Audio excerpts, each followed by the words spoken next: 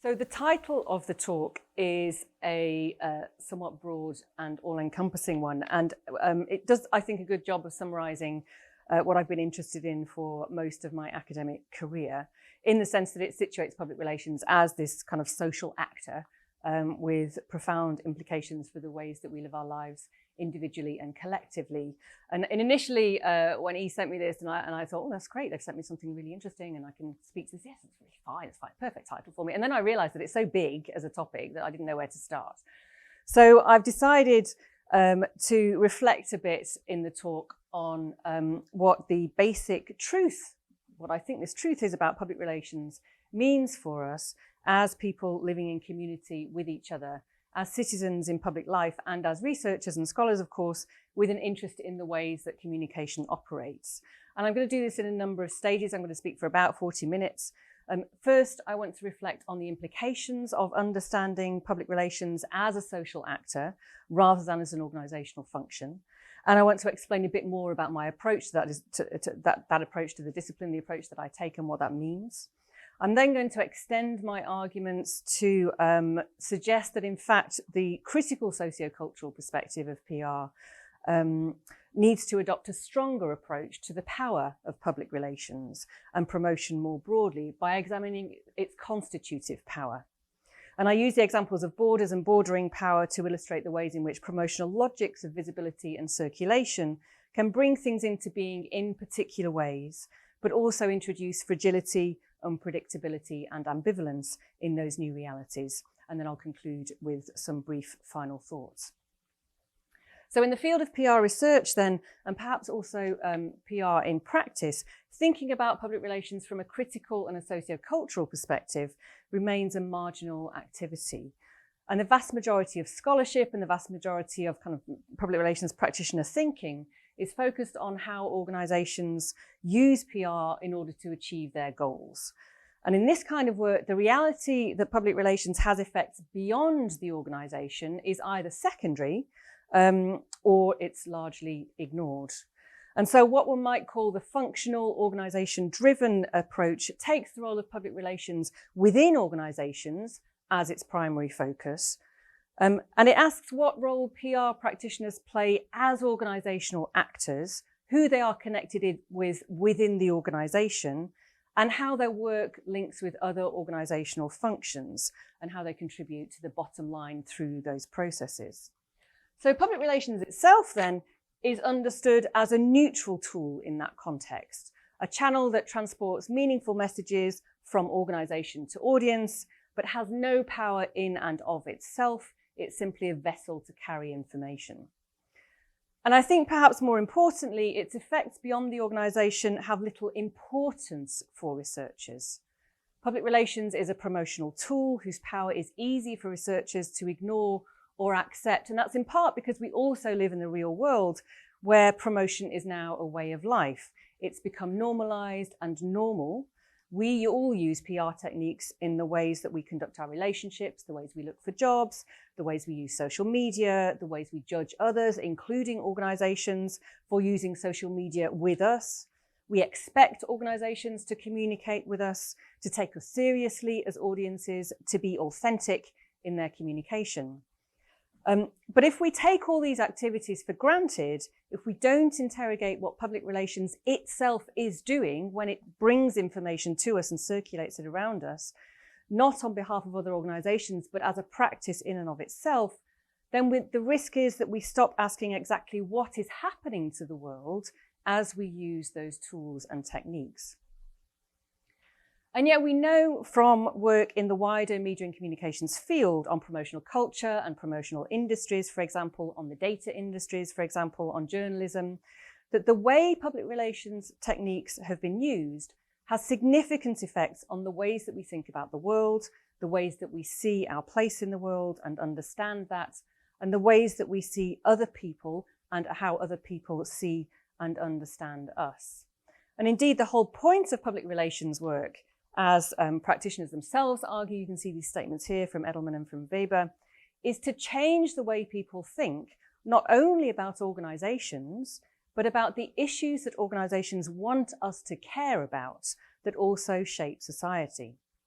And so that might be sustainability and the environment, or it might be the merits of the oil and extractive industries. It might be about the necessity of war.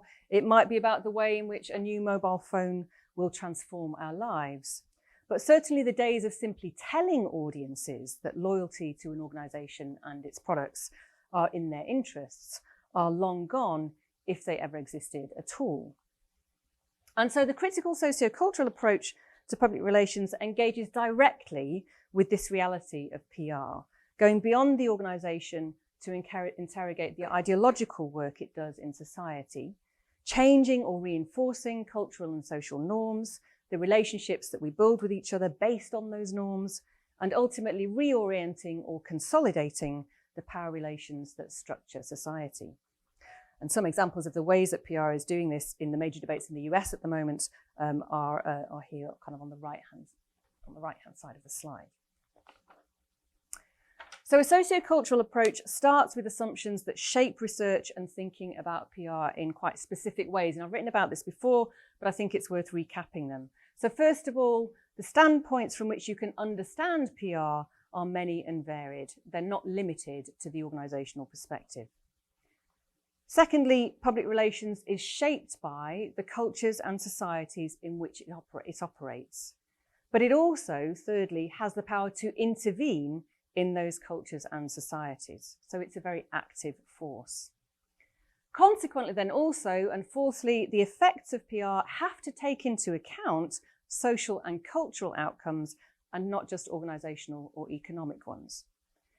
And finally, public relations is not neutral. It is value-driven, it is ideological, and therefore it can and it must be used in the service of both dominance and resistance. So as scholars and as students, these principles lead us to different research approaches that interrogate the continuity, contingency, and uncertainty of public relations effects rather than predicting its outcomes, that examine the mutual influence of public relations, culture, and society rather than assuming a one-way influence, and that accept and explore the fluidity of public relations as a mechanism of circulation as well as communication, and examine the many ways in which it perpetuates dominant power while also facilitating resistance. So you might get a sense then that this approach is an exercise in opening up how we want to define public relations as well as how we think about it. And in 2012, I defined public relations as the flow of purposive communication produced on behalf of individuals, formally constituted and informally constituted groups through their continuous transactions with other social entities. And it has social, cultural, political, and economic effects at local, national, and global levels. And with that definition, I wanted to decenter the organisation as a key public relations actor and instead focus on the ways in which communication itself acts as a discursive intervention with material consequences. I wanted us to pay more attention to how public relations in this sense mobilises things as well as thinking with profound effects. And over the past decade, I'm trying to grapple with the fact that I wrote that 11 years ago, as I've been trying to grapple with that push for a more open approach to PR, there has been a significant increase in the attention paid to public relations as this kind of force.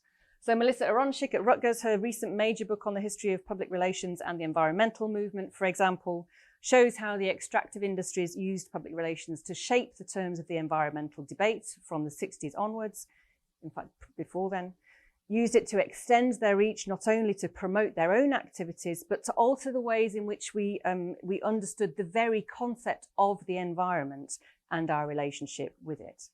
And of course, here in Texas, Dr. Sizek, Professor Tyndall, Dr. Vardaman at Houston are among a small group of US PR scholars to keep critically analysing the importance of public relations work in and with marginalised communities, for example, including LGBTQ+ communities, racialised, gendered, and classed groups, highlighting its capacity to constrain and limit their claims to justice, even as they are recognised as a valuable target by the market. And beyond the immediate field of public relations, other scholars have also engaged with the importance of PR and promotional culture more widely. So we see public relations and promotional culture featured in other scholarly discussions and analyses, including major theoretical interventions such as Webster's Marketplace of Attention, Jodie Dean's Communicative Capitalism, Naomi Klein's No Logo and This Changes Everything, and Sarah Banet-Weiss's theorizations on branding, feminism and believability, as well, of course, as the growing work on the data promotion and social justice by a huge number of authors now. And all of these recognize the importance of promotional communication as a driver of the phenomena they examine, even if they don't name public relations itself. And I think this kind of critical work within and beyond the field is vital to sustaining a reoriented approach to public relations in a way that engages with society in a more profound and responsible way. Of course, a consequence of attempts to broaden any kind of scholarly horizon is that scholarship becomes not only more interesting, but also more complicated. And a consequence of adopting a sociocultural approach to public relations is that it invites us into an ambivalent space, primarily because placing fluidity and change at the heart of our conceptualization of public relations simultaneously involves recognizing that unpredictability will characterize at least some of its outcomes. So while we might accept that PR is a powerful sociocultural force, that doesn't necessarily lead us to a clear understanding of the impact it has. Instead, it takes us to a more uncertain and ambivalent world. So I want to take a moment to consider what it means for public relations to be ambivalent in relation to two different but fundamental aspects of the promotional logic that underpins PR practice. And first, I want us to think about visibility.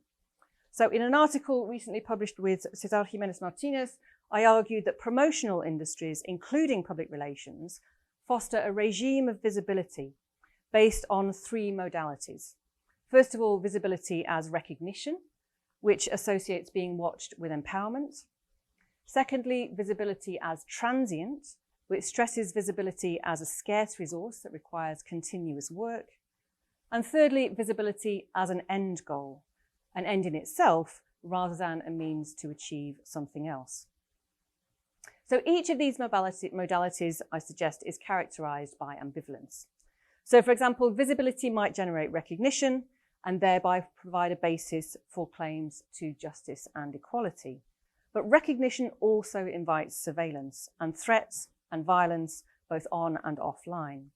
And marginalized groups that I mentioned earlier are all too familiar with this phenomenon, of course, which you could argue is an inevitable penalty of speaking out, particularly in a digital and polarized age. Visibility may also be transient. It may be a desirable but fleeting goal that must be constantly pursued. But it also leaves traces, ghostly forms of visibility that provide reminders of realities that brands and other actors might prefer to be forgotten. So, for example, extractive industries' claims to environmental concern and action are constantly haunted by activists highlighting past environmental disasters. Institutions that highlight their positive social contributions may be challenged by publicity about their histories rooted in slavery and other forms of racism and exploitation, and that they have what Necker Logan has called a corporate responsibility to race. And here we might think of the British royal family, financial institutions here in the US and the UK, and of course some of the world's most prestigious universities, including Oxford, Cambridge, the LSE, Cape Town, Austin itself in recent years as well. And so finally, while visibility might be an appealing end goal, a form of marketized presence that links exposure to power, particularly in a digital space where likes and shares still actually suggest significance, even though we know that the algorithmic logic underpinning them is a kind of a whole different ballgame in terms of significance. Nonetheless, this normative state of visibility as an appealing end goal still acts as a very poor stand-in for more powerful claims to justice, to voice and material rights, because it replaces visceral histories of pain with performative statements of presence, emptied of the ideological force they need to truly challenge power hierarchies and claim the right to resistance. The second aspect of promotional logic that I want to address briefly is circulation. Public relations, I think, is a crucial mechanism of circulation, particularly in a society where digitization and network structures are fundamental to communication and power. Practitioners facilitate circulation. They make messages and content move by manipulating underlying architectures, making us want to make messages and content move, fostering Webster's marketplace of attention, where value emerges through networks and connections that extend the reach of communication and its ideological and material effects across time and space. And organisations of all kinds use PR to promote their messages via infrastructures of circulation, on Twitter feeds, Instagram, Be Real, through memes, through music, and in popular culture outlets. And I want to emphasise that PR is not a neutral actor here. The choices of channel shape the way that communication is structured and distributed, affecting the quality, depth, and focus of the information we receive and we pass on. They also consolidate the power of those channels by providing the content that delivers profit. They contribute to the platformization of society in this way, for example, and reinforce the inequalities that digital infrastructures produce. So, for example, through discriminatory algorithms, as Sophia Noble has pointed out, or the extractive practices that Nick Couldry and Ulysses Mejas have called data colonization, data colonialism rather. PR also consolidates the power of different forms of communication, video and audio, for example, over written text, with corresponding consequences for different groups to access or create such communication and have their voices heard. But ambivalence also arises here because PR can be used to obstruct circulation as well. So activists interrupt the dominant flow of communication, redirect it, reinterpret it, and they challenge meaning and legitimacy. So examples might include the Just Stop Oil protests in art galleries across Europe last summer, where activists threw orange paint at priceless artworks, or less recently when Colin Kaepernick took the knee, or when US sprinters Tommy Smith and John Carlos made the Black Power salute at the 1968 Olympics on the medal podium. Corporate organisations can, of course, also interrupt circulation. So, for example, through their use of secrecy and silence, as Anne Cronin and Rumen Dimitrov have pointed out. These kinds of acts change circulatory patterns and platforms, push communication networks into different directions, times, and spaces, and adjust hierarchies of power through not only the content, but also the movement of communication. So through its circulatory activity, PR contributes to a world where some voices are valued and some are not, and where those positions constantly change, where some enjoy the fundamental human right to narrate their lives as equals, and others have their stories obscured, and where those rights constantly fluctuate. All of which is to say that public relations as an ambivalent practice both empowers and disempowers, perpetuates dominance and disrupts it, offers us new ways of seeing and speaking about the world while shutting down other perspectives. It is open-ended, multifaceted, perhaps even Janus-like in its effects.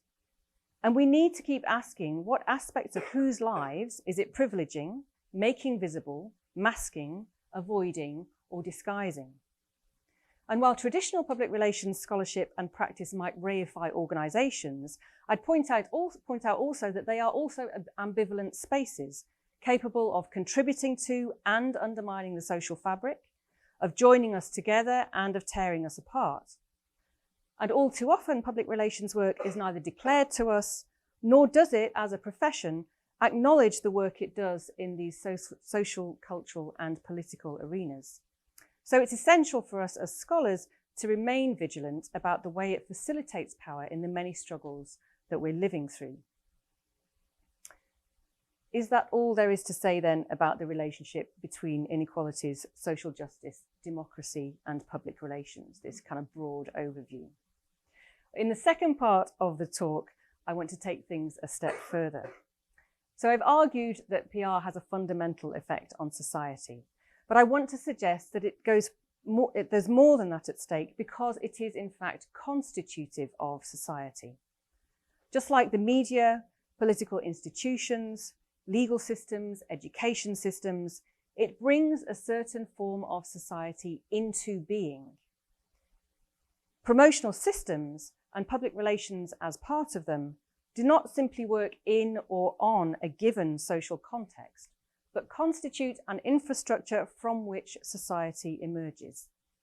Now, I don't think this will be necessarily a particularly challenging idea for many people here, or indeed many critical scholars generally, but I don't think it's been spelled out sufficiently powerfully in scholarship so far. And just as a little aside, I've been prompted to think in this way by my engagement with two scholars in particular. One I've already mentioned, Anne Cronin's theorization of public relations capitalism.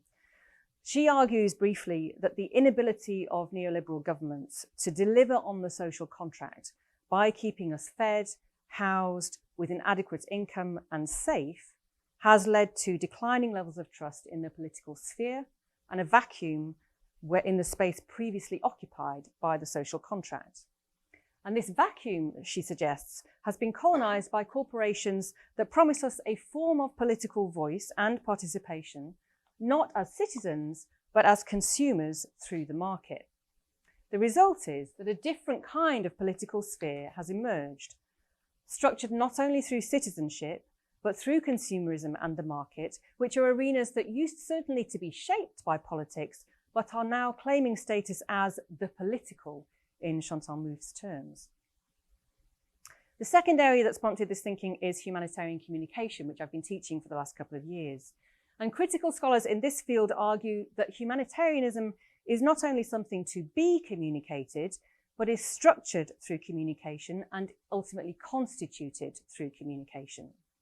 So Lily Kuliaraki and Anne Vestergaard define humanitarian communication as an active force that renders vulnerable others into language or image with a view to inviting audiences to act upon their vulnerability. It is a pedagogical form of communication. It tells us what to care about. It's performative. It gives people a stage on which their identities and relationships can be played out as actors in the humanitarian sphere. And most importantly, it is constitutive of its object. It tells us about a world that is by definition far away from our comfortable lives, but to which we are linked by our common humanity. It defines the other in terms of difference rather than similarity, suffering and victimhood rather than agency, stasis rather than mobility.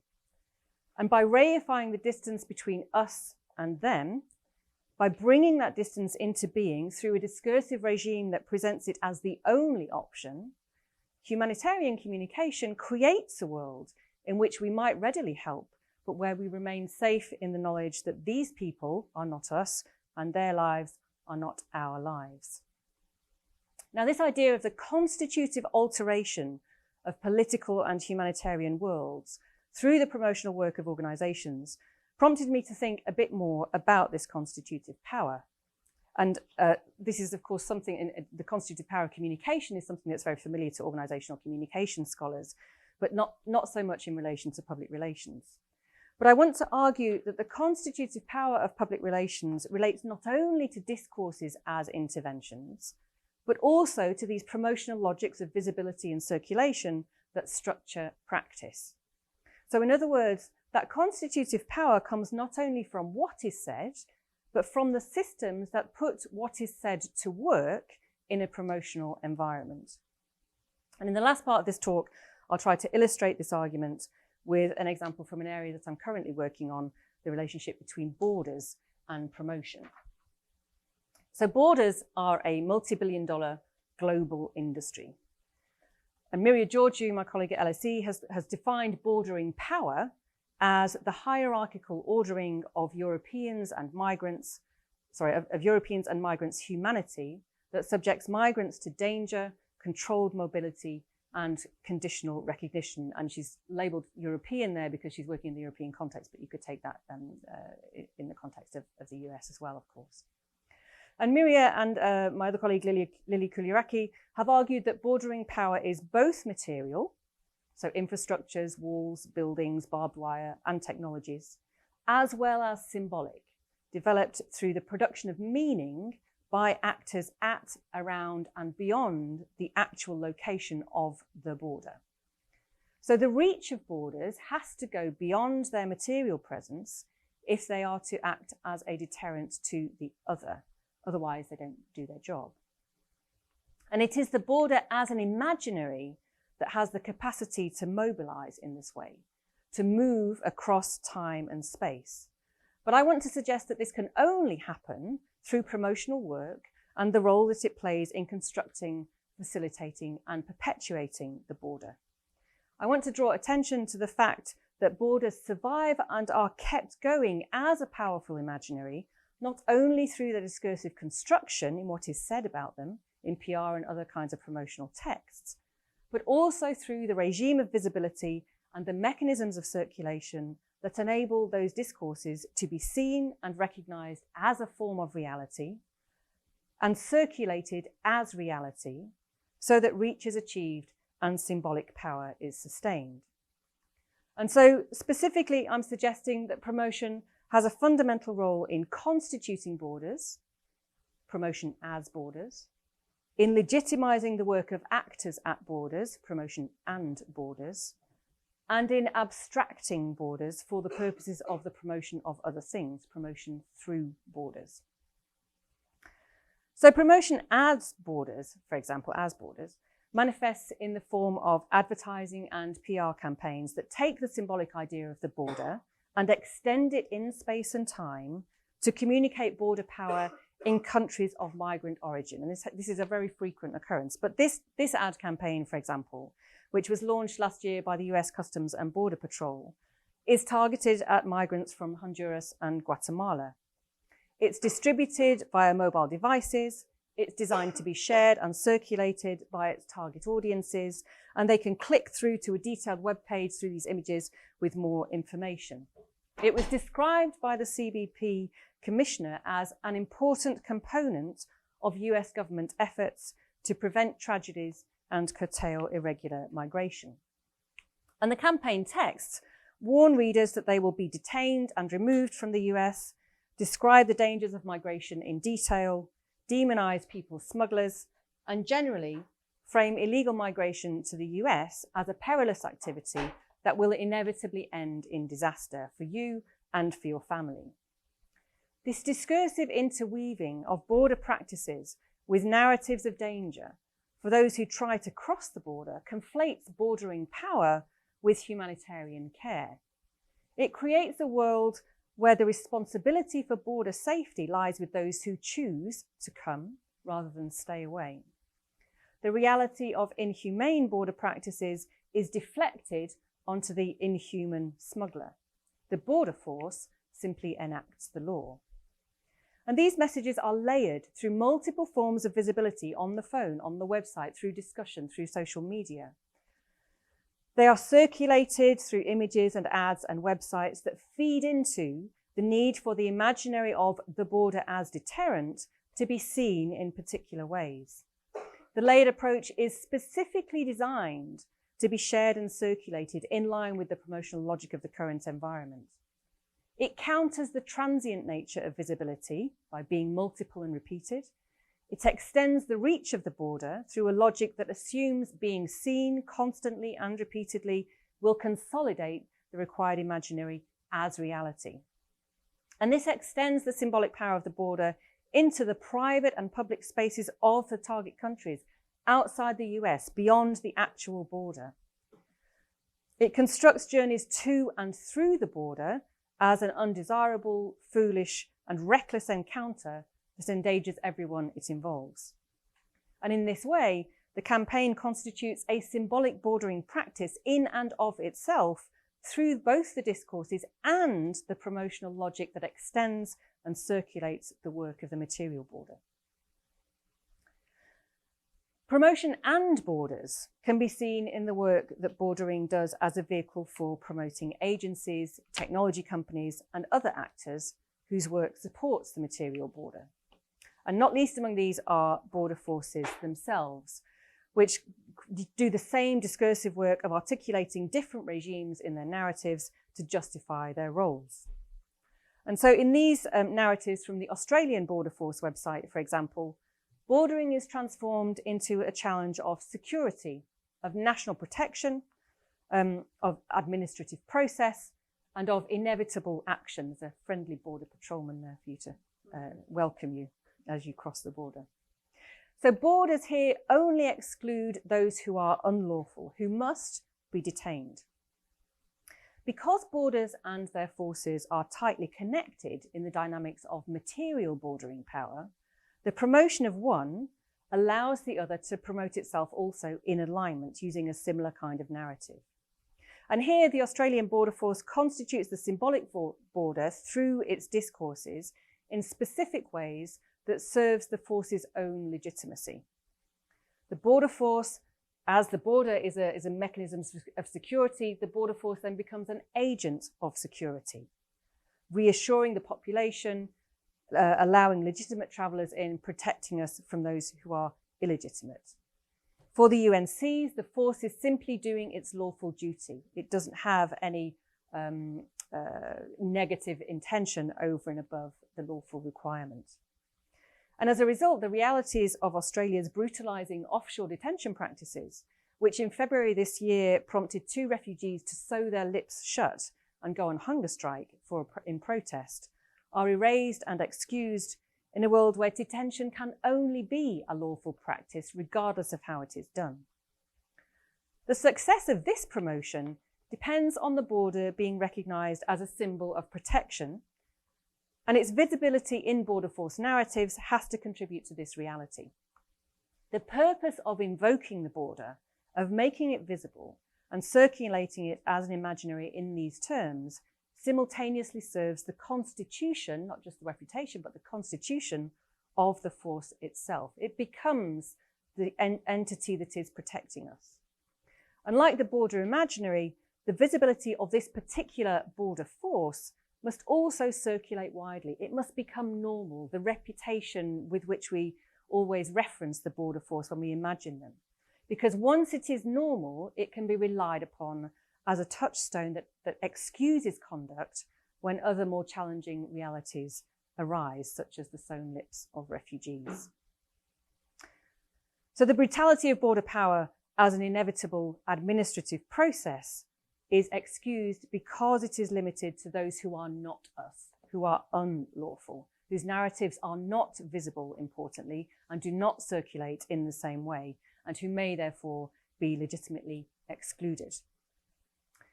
And finally, promotion through borders relates to the ways the idea of the border itself is translated and transposed, instrumentalized as a promotional object itself to support actors and their work in other spaces.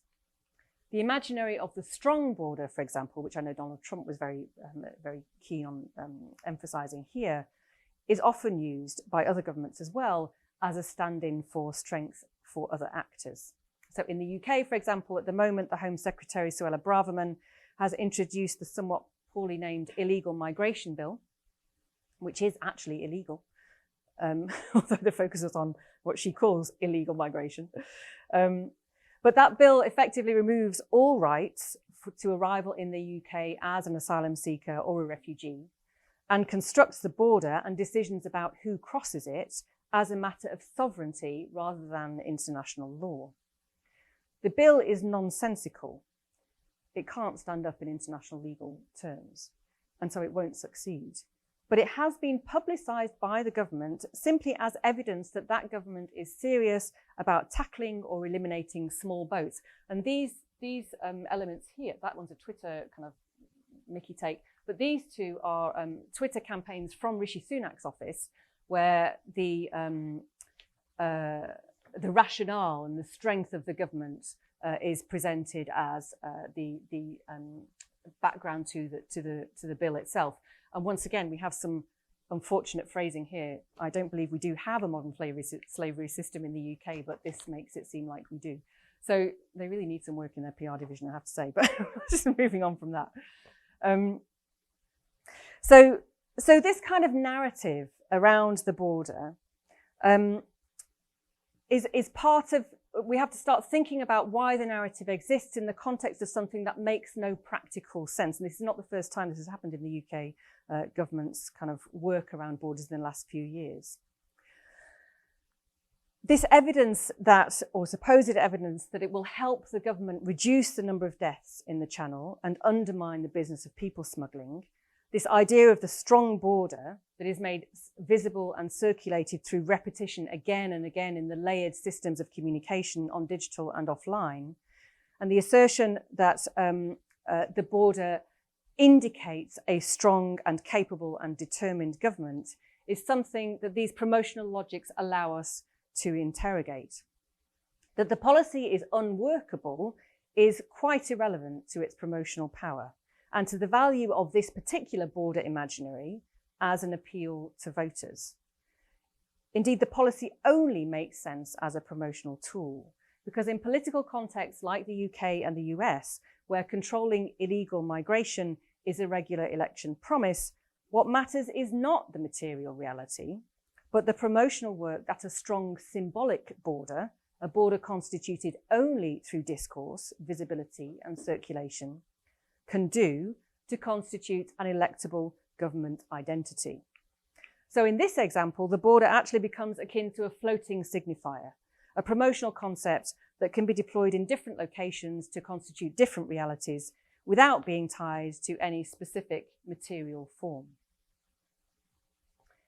So this analysis of the relationship between borders and promotion, I argue, illustrates the constitutive power of public relations as a promotional tool by showing how the promotional logics of borders, the regime of visibility, the imperative of circulation, are essential to their constitution. And I think we can take this one step further. Mindful of the ambivalence that's inherent in promotional logic, this analysis also enables an understanding of why borders, in fact, can never be fixed. Their constitution is always fragile, precisely because of its promotional components. And I'm kind of acknowledging as a sidebar that the material border, no matter how powerfully it's built, is always fragile as well. People always find ways to go under through round borders. They're always porous, so it's kind of a parallel element here as well. But what I'm talking about here is the fragility of the symbolic border that's produced through promotion. So if I summarize this argument about ambivalence in the context of borders, first of all, we know that recognition is essential. The border has to be recognized and understood as a liminal space that should not be crossed by the other. Yet its very recognition prompts discursive and practical resistance. In true Foucauldian style, once constituted through promotional claims, the border is inevitably open to discussion, reinterpretation, and rejection. The transience of visibility means the border can inherently never be fixed through promotional work. Its constitution will remain fluid, escaping permanent definition, and instead appearing in different forms through different channels, ultimately undermining any claim to some kind of permanence or material form. And similarly, those that rely on a transient border for their own promotional purposes can never really be fully confident that its desired constitution will remain uncontested. So the Australian Border Force can never completely rely on this reputation of them as the security keepers, because the reputation of the border that underlies that will always shift and change. So their own identities will always stay fragile. And efforts to produce borders through endless visibility in ad campaigns that stand in for borders, or in claims to strength through borders, or legitimacy at borders, ultimately have to remain performative. They are designed to be seen and to circulate, but not to be deliberative or democratic. They therefore lack moral or legal justification for claims to bordering power, because constituting the border as a promotional object necessarily erases the detailed political and deliberative discussions of human rights and recognition demanded by migrants and NGOs living the realities of life at border crossings.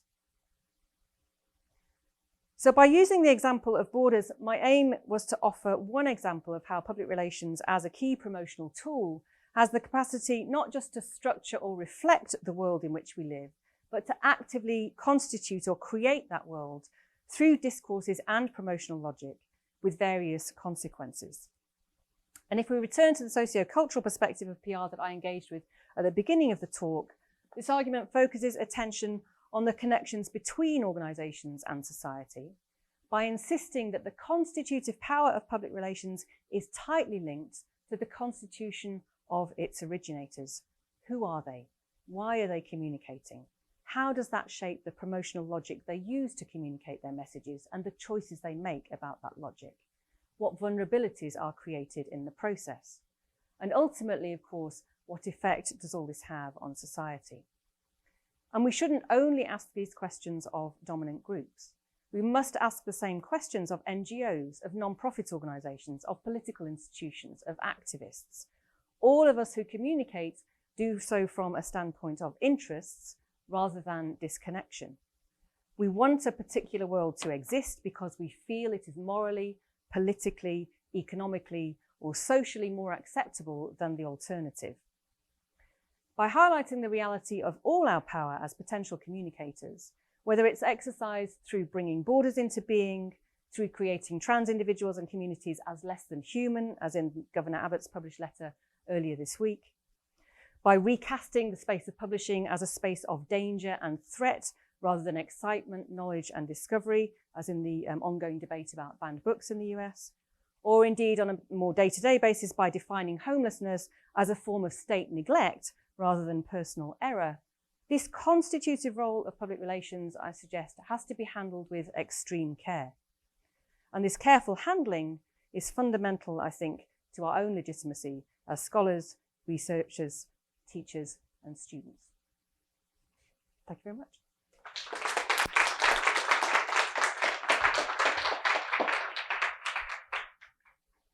Thank you very much.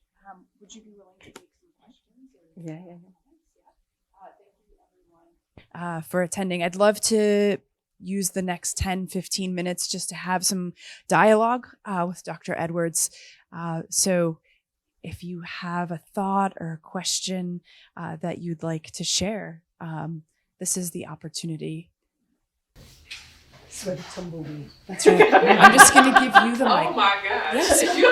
I know. Maybe you could. Can you give us to break the ice for conversation purposes? I call on you because I know you. I know. Yes. I should have expected that. Yes. I do this in my classes. You just haven't had a chance. I'm here for it. I have so many things flying through my head, so this is going to sound like a big stream of consciousness, so forgive me. One, there are probably every 45 days since starting this program, there are moments where I've come from practice where I have a like, oh my Lord, what did I do with my 20 years contributing to these issues? And I think of, being a scholar now, writing some of those things. The thing, oh my goodness, the question that I had as I'm more practiced and scholar at this point, and looking at your border example, there's probably a lot of work that I've even participated in that I did not realize was contributing to some of what you described. And so you started at the end of your talk kind of posing questions for consideration.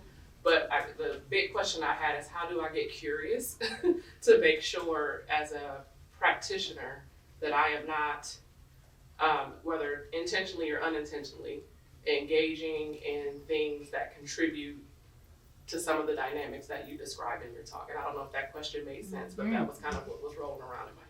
Yeah, and it's a really common question. And I think to your point about having that moment where, I was talking to a student actually earlier on this morning who was considering coming to do the degree at the LSE next year. And she said, what's it like? And I said, well, in week 5, we always have this moment where people say, Dr. Edwards, I was really keen to work in the strategic communications industries, but now I know how bad it is. I really don't know whether I can anymore. It's that kind of moment. And my answer to that is, once you know what power you have, then you can use it wisely. But if you don't know, then you don't know what you're looking at. You don't know what power you are wielding, really. So that, it's great that that's kind of helping unravel some of these things. And I think the answer to the question of how do I get curious and what impact am I going to have relates really to that point about ambivalence. So there's always the possibility of doing things differently, but your effect is always a balance, because nothing is ever purely perfect and contributing in a 100% positive way. Equally, I don't think anything is fully bad. And so the question I think for practitioners is to understand what you are about to do, to think a bit more beyond, okay, the organization wants me to do this, that means all I have to do is tick these boxes, and say, okay, well, if I do now, work for, people do, if I do work for the US Border Force and I create a campaign about a new channel of entry, what am I going to do for all of that, what impact is that going to have for all of those people who are actually still coming through so-called illegal routes? How does that designate them? Does it, does it kind of extend this idea of the foolish migrant kind of thing? And how can I balance that then in my communication? How can I separate those two things out? So I think looking for the ambivalence in the effect and the outcome is one of the ways in which one can start to think about those things as a practitioner as well. The downside of that is that practice, as those of you who've been in practice, whether they're in internships or in a full-time role, is very fast and doesn't give you a lot of time to think. And so that's always a dilemma, I think. Yeah. Thank you. Sure. Sure, may I? Am I allowed? Yes, you're allowed. So this is a theoretical question that I'm hoping that something that I've been thinking about for a while that sort of came to the fore while you were talking, and it has to do with decentering organizations. Mm.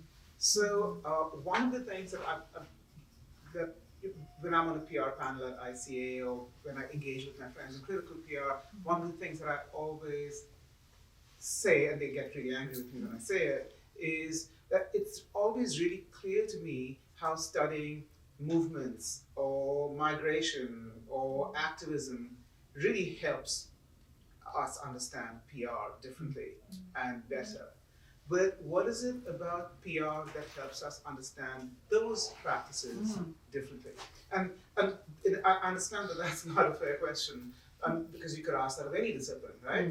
But it's one of the things that you get when you address that question is that sometimes the answer always slides back into sort of conventional PR perspective, saying that well, activists strategize and they create messages too, and movements are about that kind of strategic maneuvering, and that's something that we do as PR scholars that we can contribute to that broader discussion. But then you slide back into mainstream PR. But one of the things that I've always said is that what I like about critical PR is that it criticizes the corporation like nothing else. Like it does so in a nuanced, detailed, and utterly critical way, and it does so because it is on the inside. Right? And so when all this is a very long way to say it, long-winded way of saying that when we say that we are going to decenter the organization in critical PR, I worry that potentially really valuable contribution of what happens when you center the organization and critique the heck out of it, would we lose that? And if we decenter the organization, will we end up sort of dissolving back into the broader study of, say, borders or movements? Do you see what I'm doing? Yeah. And I think it's a really interesting question actually, and it's one of those frustrations of the critical PR theorists where you really don't particularly want to talk about organisations, but they're always there. It's really annoying. I think you're right, and I suppose that the idea of decentering the organisation that I was working with 10 years ago was really to push against the Grunigian approach to PR originating in organisations, being an organisational tool, having its home there. And I kind of wanted to break out of that, really, which is not to say that organisations are not there. They are still incredibly important as producers of communication and mechanisms that circulate communication. They have all the resources, whether they're Oxfam or the US government, they have enormous resources, even in the NGO and non-profit field. Not all of them, obviously, but a lot of them. And so you have to look at what they're doing. But I think the difference is, if you're a critical PR theorist, you need to engage with the way that power is operating through them rather than how they are achieving their goals as a definitive outcome. So how are they achieving their goals and with what effect is really the key argument. So then if you translate that then back to the idea of studying movements, for example, I guess, and this is kind of a point that I was making somewhat hesitantly at the end of the talk, you do then, from a critical PR perspective, you have to come back to who are the organizations in those spaces, which is why I think, we can't just be critical about dominant groups. We have to say, okay, well, if you're Médecins Sans Frontières, the humanitarian organizations are massively problematic. So if you're Médecins Sans Frontières, what are you doing in your communication that is perpetuating your own existence as an altruistic organization? How is it working there as well? So the focus then becomes on power wherever it circulates rather than the organisation. So it retains the critique, I think. Does that take?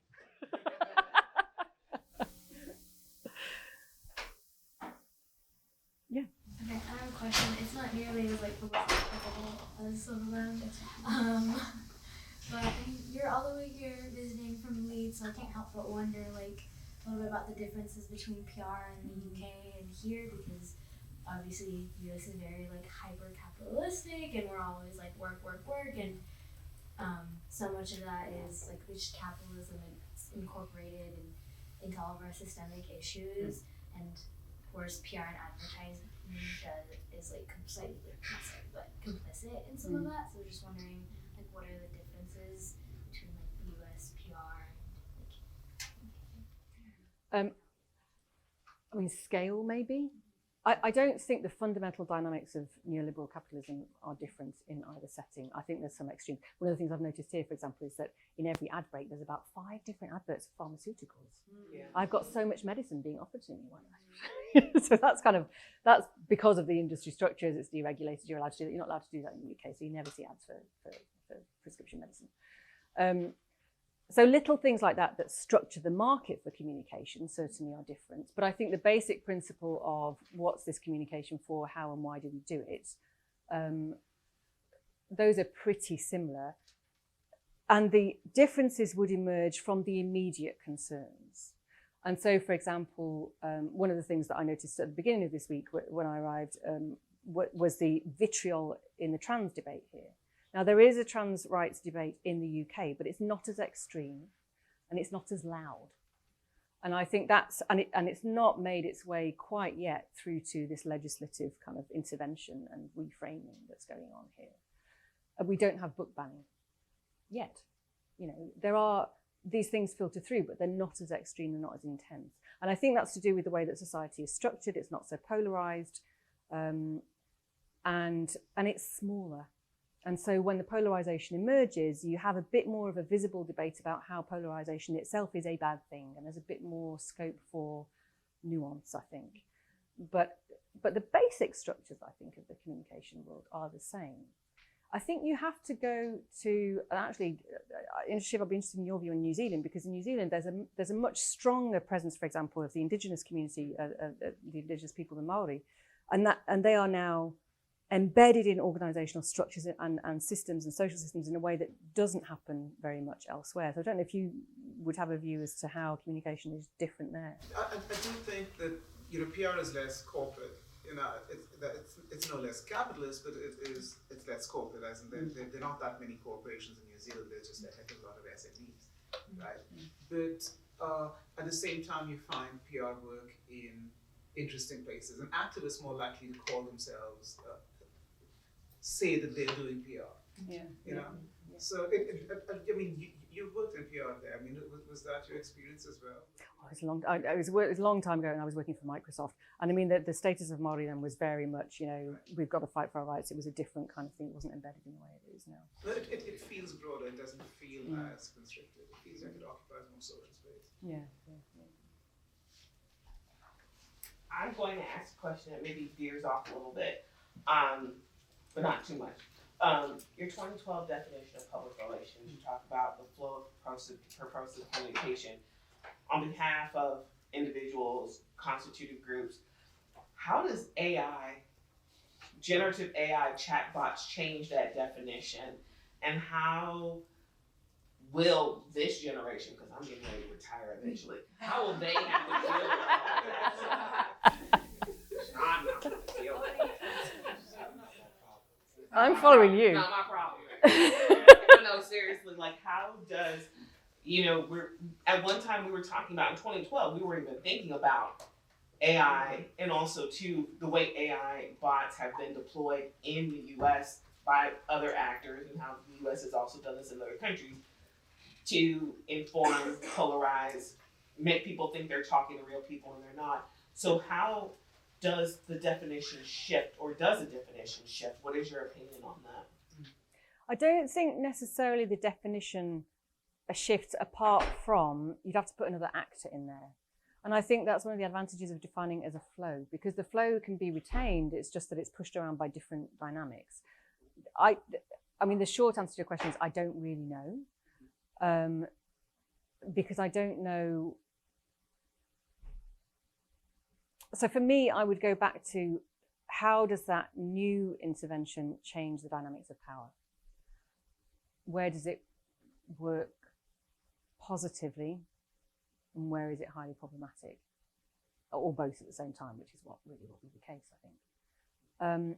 But I think the other thing about AI and things like ChatGPT is that we can't forget, like all digital technologies, they are built by organizations and human beings in those organizations. They embed the same biases. Sophia Noble's work is followed in many others that illustrate that.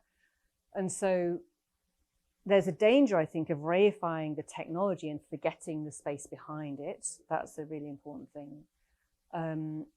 And there's also a danger of worrying too much about it when it could potentially be a real force for change in ways that might liberate spaces. We don't know.